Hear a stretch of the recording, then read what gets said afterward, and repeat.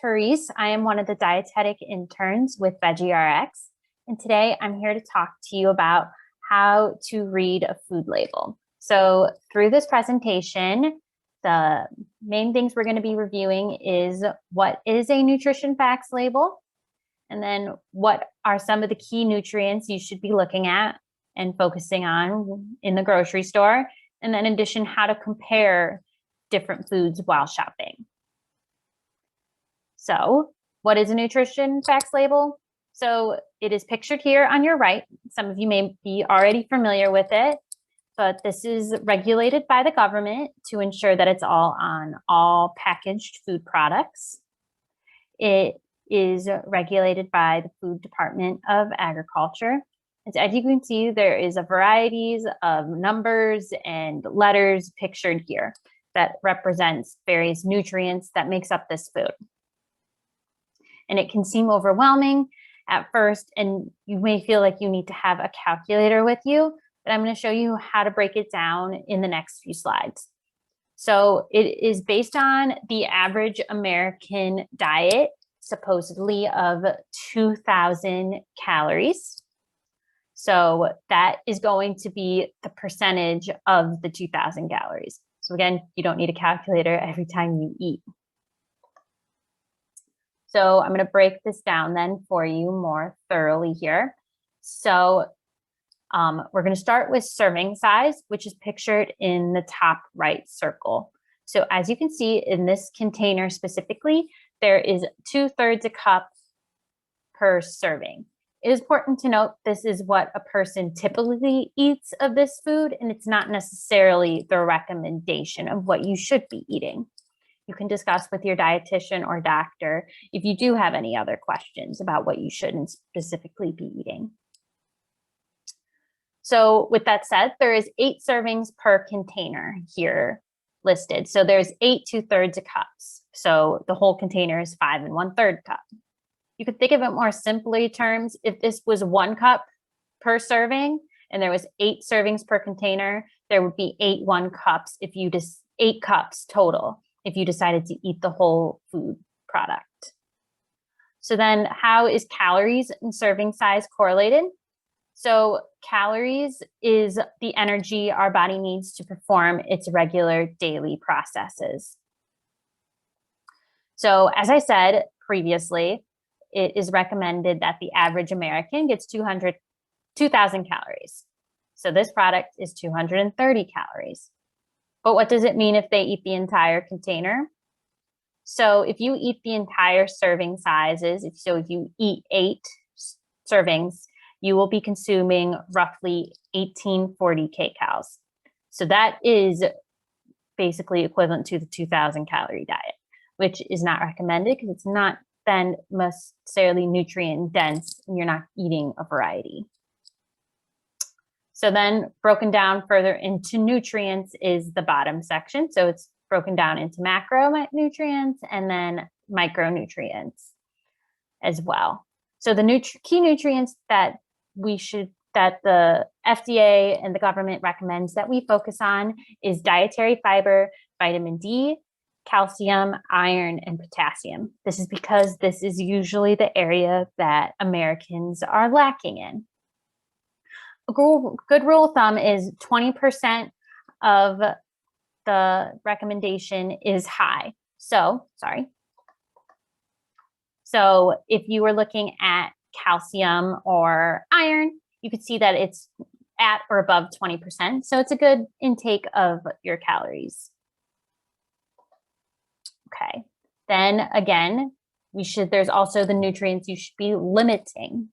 So this includes, I teach it as the 3 S's. So saturated fat, sodium, and added sugars. So saturated fat and trans fat. Saturated fat is recommended that it should be less than 10% of your daily calorie intake. Trans fat is recommended to be at zero, or at least close to. So saturated fat and trans fat are recommended to be lower because it's tied to interrupting our daily health processes. In addition to this, it is linked to heart disease. So then in relation to sodium, sodium is recommended that for the average individual that it should be less than 2,300 milligrams. So this is saying that this is 7% of the 2,300 milligrams. With that said, there's some individuals who are going to be recommended by their doctor or dietitian to consume less. So you should ask them if you do have further questions about that. So it is recommended to consume and limit sodium to less than this because sodium is tied to also high blood pressure and is linked to heart disease as well as other various chronic diseases. And then you have added sugar.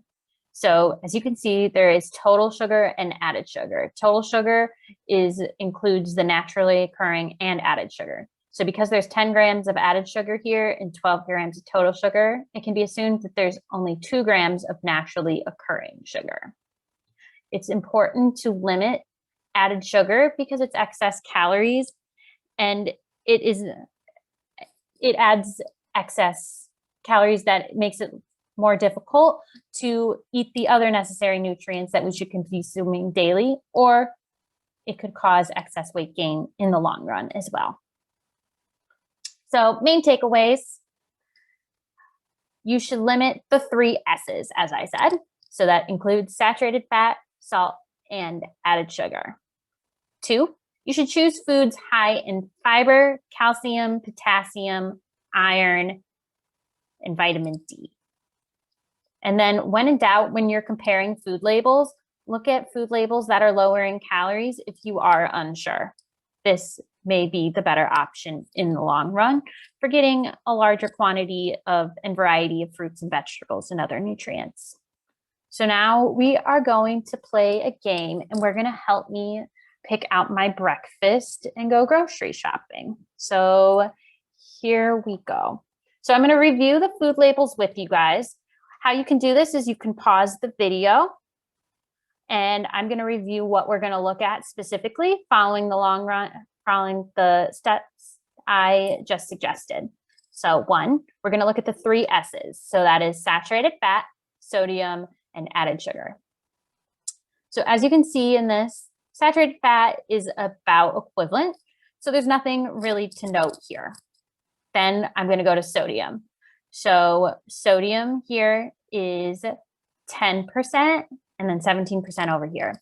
So this is higher in nutrients and may not be the best option. Then I'm going to go into added sugar. Added sugar is also higher over here. Dietary fiber is about the same and in addition to other nutrients. So then I'm going to go to the 3rd step and consider calories. So the calories is lower over here. So I'm going to give you a second to pause the video and figure out which food you should be eating. Alrighty. So if you got it right, it was the left label. So good job.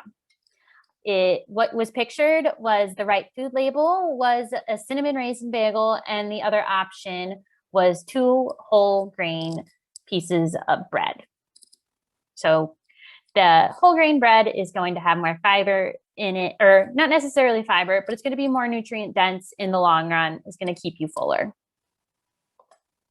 Alrighty, another one. Which one is nutritionally better? Again, I'll give you a second to pause the video while I review the steps with you. So 1, the 3 S's. Saturated fat is about the same. So nothing to be really worried about. Sodium is quite a bit different, while this one is 0. And then added sugar is 0 over here. And this is an older food label. I'm going to tell you that right now. So this is going to be partially added sugar as well in here. So it's going to be higher in added sugar. Alrighty. Then going on to fiber, less than 1 gram. So not a great source of fiber, while this one is saying there's 4 grams of fiber per serving. Additionally, we're going to look at other nutrients, which is about the same. As you can see, nothing too different when looking at the main ones. Then we're going to go to calories, and calories are about the same as well. So again, I'm going to give you a second to pause the video while we pick which one is better. So congratulations again if you got it right. So the winner was the right label, and it was oatmeal.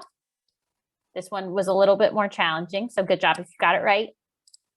Oatmeal is going to be more nutrient dense in the long run, is going to keep you fuller as well compared to a box of Frosted Flakes. So thank you for helping me pick out my breakfast. So concluding thoughts. This was a nutrition facts label is a lot of information, so don't let it stress you out. It could feel overwhelming, but in the long run, practice makes perfect. So when you're looking at it, it will come to you easily in the future. And then when in doubt, use my 3 steps. So low in the 3 S's, saturated fat, sodium, low in added sugar.